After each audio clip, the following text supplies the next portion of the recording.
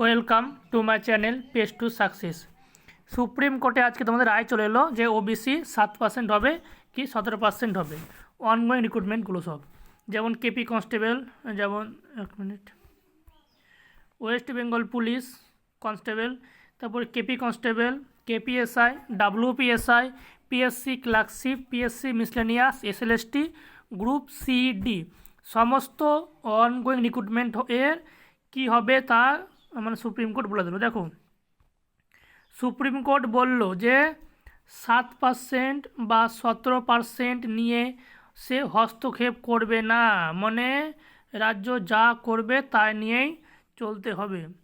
যদি কারো ইচ্ছে হয় তাহলে হাইকোর্টের রায়কে চ্যালেঞ্জ দিয়ে মানে করতে পারে, কিন্তু হাইকোর্টের রায়কে চ্যালেঞ্জ মানা মানে হাইকোর্টের বিপরীতে যাওয়া, সেটা সম্ভব নয়।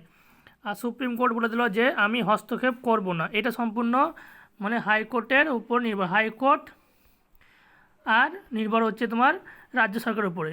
তাই সমস্ত অনগোয়িং রিক্রুটমেন্ট সে যাই হোক সমস্ত সরকারের উপর নির্ভর, আর সরকার 7% করেছে তো সব 7%ই হবে, 17% হওয়ার চান্স আর নেই। বুঝতে পারলে, মানে সব কিছু রিক্রুটমেন্ট 7% হবে। আর যারা চাকরি পেয়েছে তাদের সমস্যা কিছু হবে না, কিন্তু যেগুলো চলছে সেগুলো সবই 7% বেরাবে, কারণ সুপ্রিম কোর্টের উপরে আর কিছু নাই। তা সুপ্রিম কোর্টের উপর যাওয়া সম্ভব নয়।